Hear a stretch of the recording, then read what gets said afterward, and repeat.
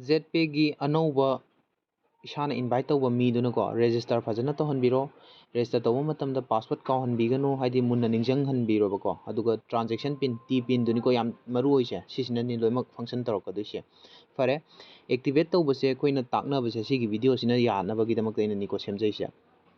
activation tawge hai taragadi sigi fun wallet se aigi 130 yaise sida minimum 599 di yaudaba yadeba yeko 599 sidi add fund tawgera natraga transfer tawgera adudi aina takre ko mamangda 599 yaure hai matungda mase activate tawbase kamain tawgodage masa matomda hai matamda sigi prime ana tharise yeko prime ani bu thai sida amheta nambiro aduga sigi ebook ana thaise sida lakpiro aduga hojiki ma masado masadugi ID do namhalloba example oina ZP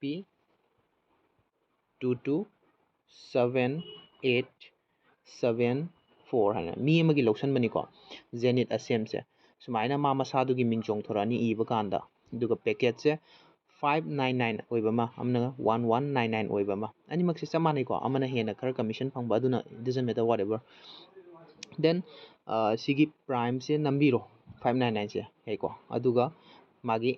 activation se koi fun wallet ta paisa se 599 se yauraga leira kana ni ko activate tawduse aduga simai nambiro aduga mana tawgodoba step se sigi continue haisida sina namgadoineba heko continue namaba mantungda magi T pin hana transaction pin do nammu haina pin mari do tholakaneba adugi pin do nambaga maja adum successful orani aitadi activation tawrneba activate tawgra matungda di ngasai yam toina hangakpa ko sigi fun wallet sida mar ngasai 599 do yaura roeba activation charge oina chatkhraneba after then adugi matungda di mana add fund tawraga fun wallet sida paisa hapaga thamasu manga roeba recharge halakanda tang manga neba haidi recharge hangi baji di paisa chatkhredana ko simalai sini activation tawbagi niyam ko